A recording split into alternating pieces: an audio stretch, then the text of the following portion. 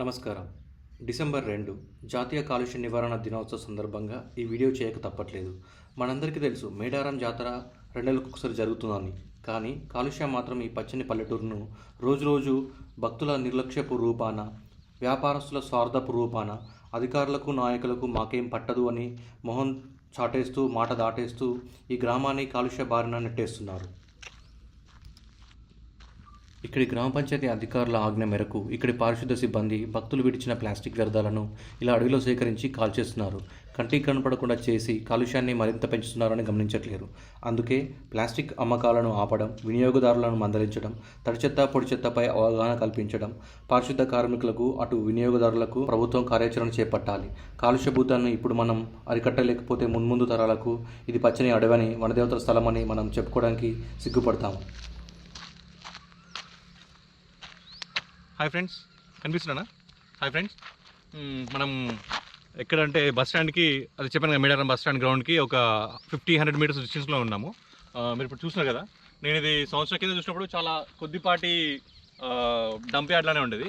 ఇప్పుడు చూస్తే ఇక్కడ నుంచి ఒక 1/2 కిలోమీటర్ వరకు రేడియస్లో ఇక్కడ మనం చూడొచ్చు చాలా డంప్ యార్డ్. కొంచెం ముందుకు రండి, మీకు చూపిస్తాను. ఇక్కడ మీరు మన మేజర్గా చూస్తే మనకు కనిపిస్తున్నాయి ఎక్కువ ఇవే ప్లాస్టిక్ డిస్పోజల్స్, లేకపోతే బాటిల్స్. ఇలా సంవత్సరం చాలా పెరుగుతూనే ఉంది. సో అందుకే నేను ఈ ప్లాగింగ్ చేసే ప్రోగ్రామ్ పెట్టుకోవాలనుకుంటున్నాను. రోజు ఈ పొల్యూషన్ చాలా ఎక్కువ అవుతుంది.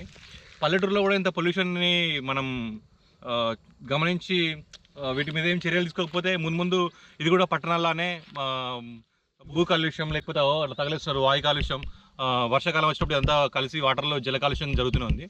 సో దీన్ని కొంచెం కన్సర్న్ తీసుకోవాలి. అయితే నేను ప్లాగింగ్ చేద్దామని 1 మంత్ ముందు చెప్పాను, అది కొంచెం లేట్ అయింది. అయితే ఆ ప్రామిస్ నేను ఎలా అయినా ఫుల్ఫిల్ చేస్తాను, స్టార్ట్ చేస్తాను. అయితే నాతో పాటు ప్లాగింగ్ చేయడానికి ఒక 5-6 మెంబర్స్ అయినా స్టార్ట్ అవ్వాలి ఫస్ట్ డే అని నేను అనుకుంటున్నాను. సో నాకు మనుషులు దొరకట్లేదు. సో వాళ్ళు దొరికాక ప్లాన్ చేస్తాను. అయితే నేనేం కోరుకుంటున్నాను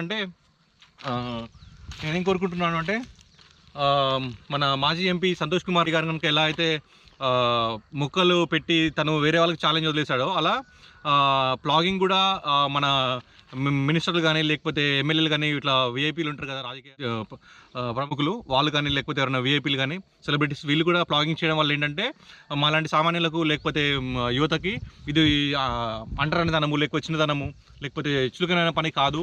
ఇది పర్యావరణం పట్ల బాధ్యతగా చేయాల్సిన ప్రతి ఒక్క పౌరుడి పని అని అందరికీ తెలుస్తుంది. సో విఐపీలను కూడా ఈ ప్లాగింగ్లో పార్ట్ చేయాలని నేను పిలుస్తున్నాను.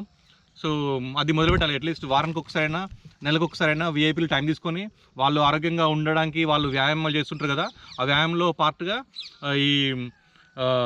ఈ ప్లాస్టిక్ బాటిల్ నేరడం, లేకపోతే డిస్పోజల్స్ని, ఈ కవర్లని పర్యావరణం నుంచి వేరు చేయాలని, అట్లాంటి అలవాట్లు విఐపీలు పెట్టుకోవాలి అని అనుకుంటున్నాను. సో దీన్ని ఇంకా రేపు మనం ప్లాగింగ్ చేయడానికి రెడీ అవుదాం. Thank you. పర్యావరణం కాపాడటంలో మనందరి భాగస్వామ్యం అవసరం. అందుకు కార్యాచరణ దిశగా స్వచ్ఛందంగా మొదలుపెట్టిన ముక్కముడు పండుగ అయితేనేమి, లేదా ఈ ప్లాగింగ్ కార్యక్రమం అయితేనేమి, వీటిలో భాగస్వామ్యం తీసుకొని దీన్ని ముందుకు తీసుకెళ్లాలని ప్రజల్ని కోరుతున్నాను. ధన్యవాదాలు.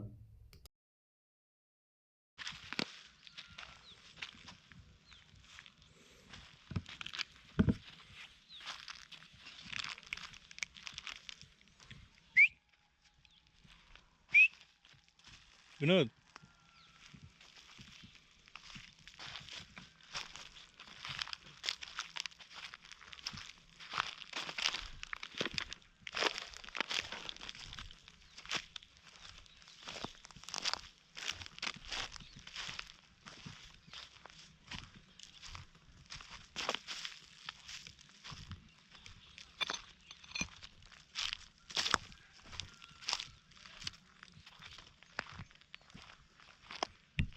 ఇక్కడ మేడారంలో బ్యాంబూ ట్రీస్ చాలా ఫేమస్ అని చెప్పాను కదా.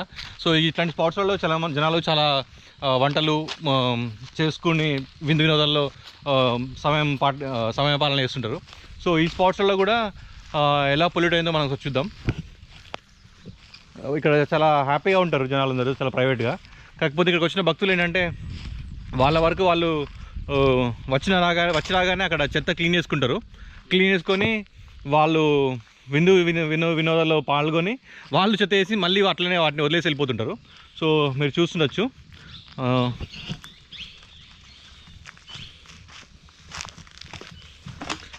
సో ఇలా పల్లెటూర్లలో అడవుల్లో ఇలా ప్లాస్టిక్ వ్యర్థాలని వదిలేయడం వల్ల ఇక్కడికి మున్సిపాలిటీ వాళ్ళు కానీ లేకపోతే ఎవరు వచ్చి తీసే దాకాలో ఉండవు. సో ఏదో జాతర టైంలో మాత్రం వస్తుంటారు మున్సిపాలిటీ వాళ్ళు. సో భక్తులే గమనించాలి పర్యావరణం పాడు చేయకూడదు అనేసి. ఇలా మనం చూసుకుంటూ పోతే అడవి మొత్తం ఇలానే ప్లాస్టిక్ మయమై కనిపిస్తుంటుంది. సో ఇది ఒక్కటే స్పాట్, ఇది ఇలాంటివి ఇంకా చాలా ఉన్నాయి బ్యాంబూ ట్రీస్ ఉన్న స్పాట్లు. సో వీటిని కొంచెం మైండ్లో పెట్టుకొని ముందు వచ్చే వాళ్ళైనా ఇలా ఎన్విరాన్మెంట్ పాడు చేయకుండా వాళ్ళు వాడిన వ్యర్థాలను వాటిని ఒక క్యారీ బ్యాగ్లో కానీ లేకపోతే ఒక డబ్బాలో కానీ వేసుకొని వాటిని సిటీకి తరలించి అక్కడెక్కడైనా రీసైకిల్ బిన్ కానీ లేదా డంప్ యార్డ్లు కానీ ఉంటే అక్కడ వేయాలి. ఇలా ప్లాస్టిక్ మాత్రం ఇక్కడ వేయకూడదని అనుకుంటున్నాను. సో కలుద్దాం మళ్ళీ.